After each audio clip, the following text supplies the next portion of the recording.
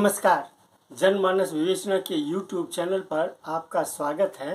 मैं हूं अमलेंदु भूषण खां। बीजेपी नेता कुछ भी कहे, लेकिन सच्चाई कुछ सामने में ही आती है और रहती है।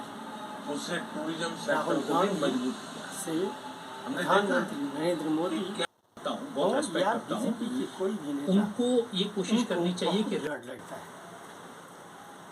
नेहरू गांधी फैमिली जो है इस फैमिली का रिस्पेक्ट पूरे देश में किया जाता है।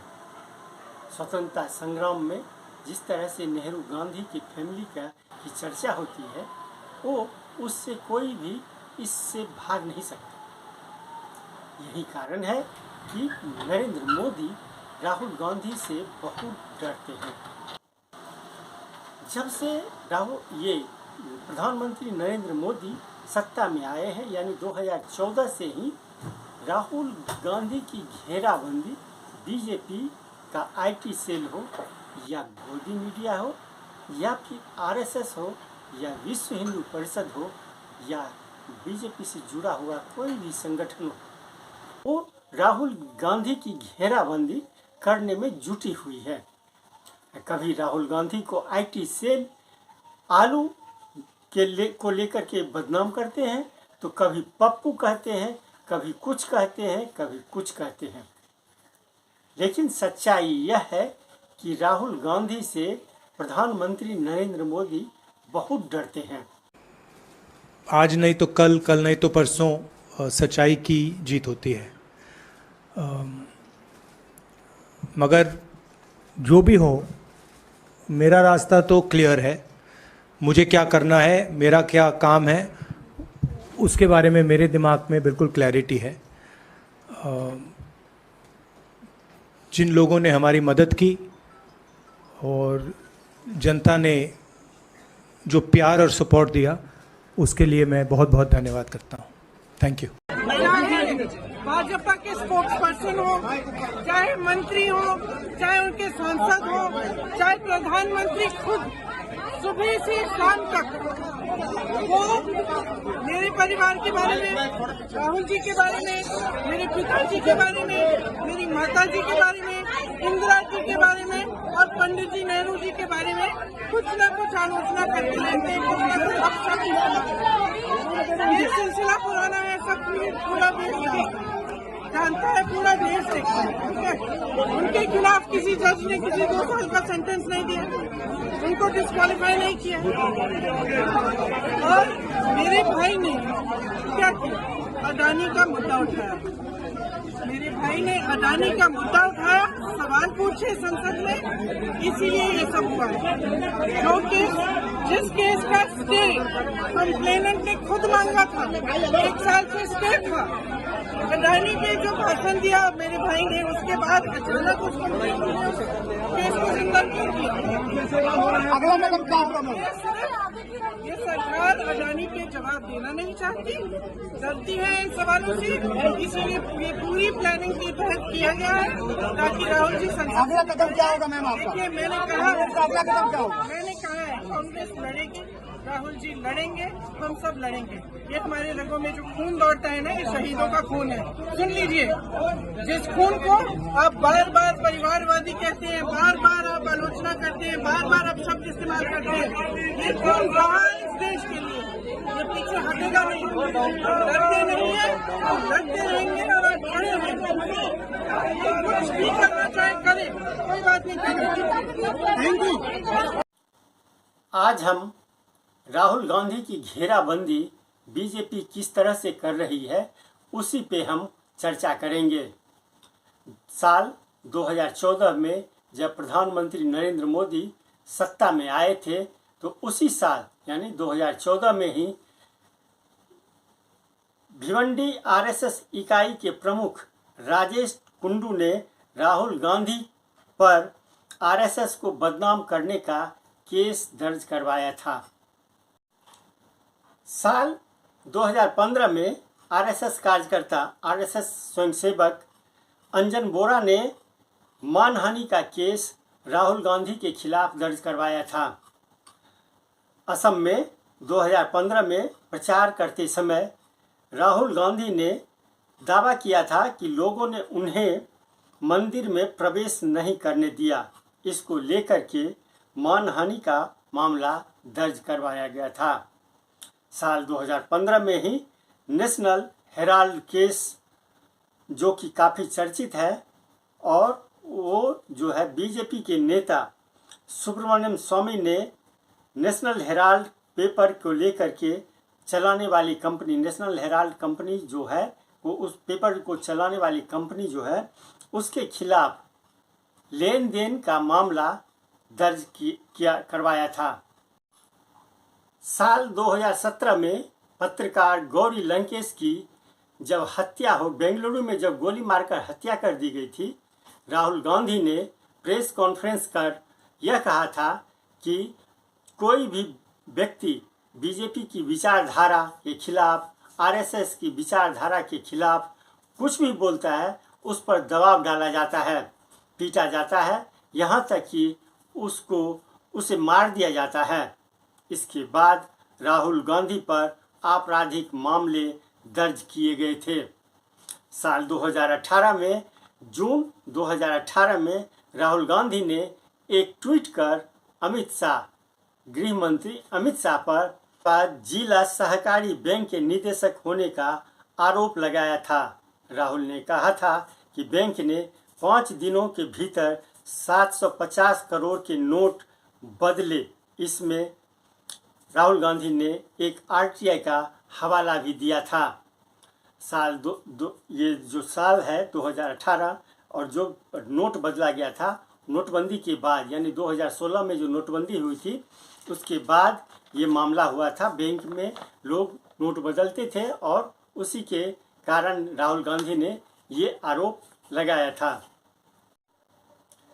साल 2018 में मोदी कमांडर इन चीफ टिप्पणी जो है, ये इसको लेकर के एक मामला दर्ज किया गया था। सितंबर 2018 में राफेल विमान सौदे को लेकर के फ्रांसिस प्रकाशन की रिपोर्ट को लेकर शेयर करते हुए राहुल गांधी ट्वीट किया था, भारत के कमांडर इन चीफ के बारे में दुखद सच्चाई।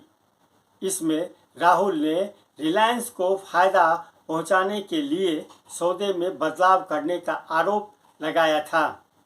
इस ट्वीट को लेकर के गुरुगांव में, यानी गुरुग्राम में मानहानि का मामला दर्ज करवाया गया था।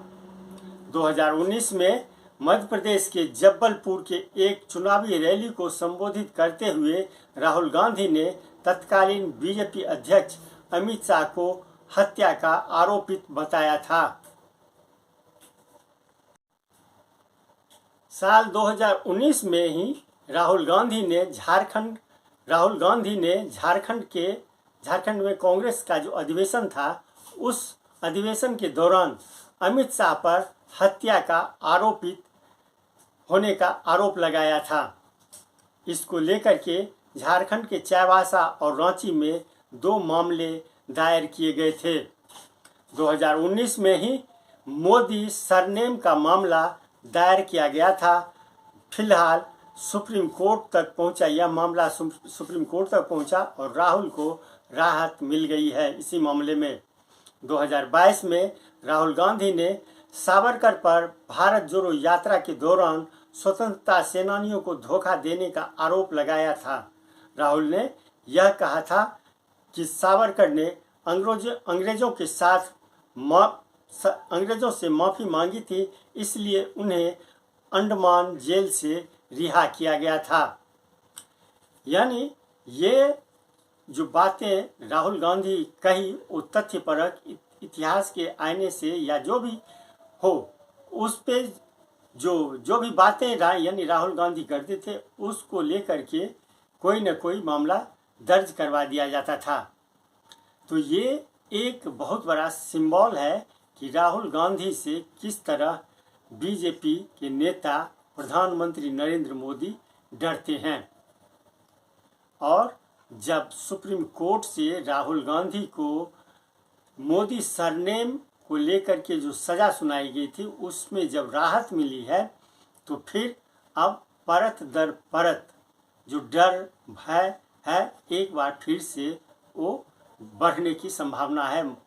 बीजेपी नेताओं को डर लगने लगा है। राहुल गांधी का भाषण जो संसद के अंदर होता है वो काफ़ी आक्रामक होता है।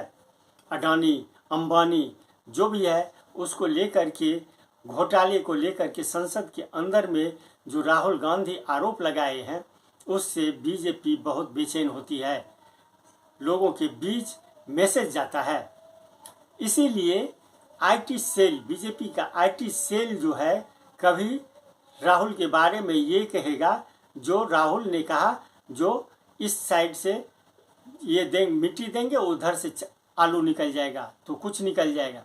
ये आईटी सेल बीजेपी का काफ़ी सक्रिय रहता है, राहुल गांधी को नीचा दिखाने के लिए, राहुल गांधी को बेवकूफ़ बनाने के लिए काफ़ी सक्रिय रहता है।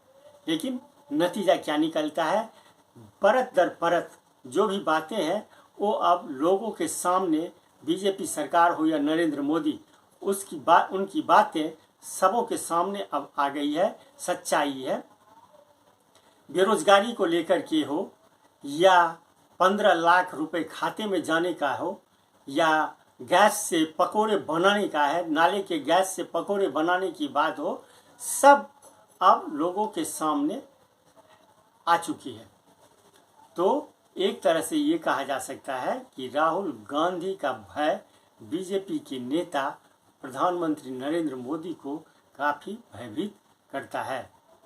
आज के लिए बस इतना ही, हमें दीजिए आज्ञा। नमस्कार। आप मेरे चैनल को ज़रूर लाइक करें और सब्सक्राइब करें। आपका बहुत बहुत धन्यवाद।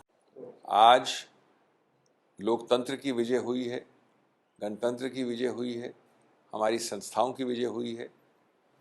जो राहुल गांधी जी ने पूरी आस्था और विश्वास एक प्रक्रिया में दिखाया है, निचले से निचले स्तर से हर रंग पे लड़ते हुए आए हैं, उसकी विजय हुई है। और जो विभाग बनाए हैं बीजेपी ने, जिसमें 13 की 13 कंप्लेंट जितनी भी हुई है राहुल गांधी के विरुद्ध, कभी पटना में, कभी रांची में, कभी गुजरात में, वो सिर्फ बीजेपी कार्यकर्ता करते हैं। मैं समझता हूँ कि उस विभाग को थोड़े समय के लिए बेरोजगार करवाएगी बीजेपी। अब आज उच्चतम न्यायालय ने ऐसे कई अजीबोगरीब तथ्य जो कि उच्च न्यायालय के निर्णय में हैं, उनके ऊपर टिप्पणी की, वो आपके सामने है। एक ही या दो उदाहरण दूं मैं आपको कि एक ऐसा ऑफेंस जिसमें आप अरेस्ट नहीं कर सकते, जिसको नॉन कॉग्निजेबल कहा जाता है अंग्रेजी में, जिसमें बेल दे सकता है पुलिस अफसर, आपको कोर्ट नहीं जाना, उसके लिए बेलेबल कहा जाता है, जिसमें कंपाउंडेबल होता है, यानी निजी रूप से 2 प्राइवेट व्यक्ति उसको सुलह कर सकते हैं, सेटल कर सकते हैं, समाज नहीं आता, स्टेट नहीं आता उसके बीच में, और जिसका अधिकतम सिंपल इम्प्रिजनमेंट दंड है, सरल कारावास, वो आईपीसी के सैकड़ों प्रावधानों में सिर्फ 22 कम जघन्य अपराधों के लिए किया गया है। उसको इस निर्णय में उच्च न्यायालय की, जिसको आज स्थगित किया उच्चतम न्यायालय ने, एक मौलिक नैतिक मॉरल टर्पिट्यूड बताया गया है, जघन्य अपराध बताया गया है, राहुल गांधी को हैबिचुअल ऑफेंडर बताया गया है। मैं समझता हूँ इस प्रकार की 10 त्रुटियाँ हैं इस निर्णय में, हमने उनको अंकित किया है और बहुत हम हर्षित हैं कि उच्चतम न्यायालय ने हमारी बात मानी है। हम विश्वास करते हैं कि निकट भविष्य में जब जब कन्विक्शन वाला मामला मेन आएगा तो भी हम विजयी रहेंगे, तथ्यों के आधार पर, मेरिट्स के आधार पर।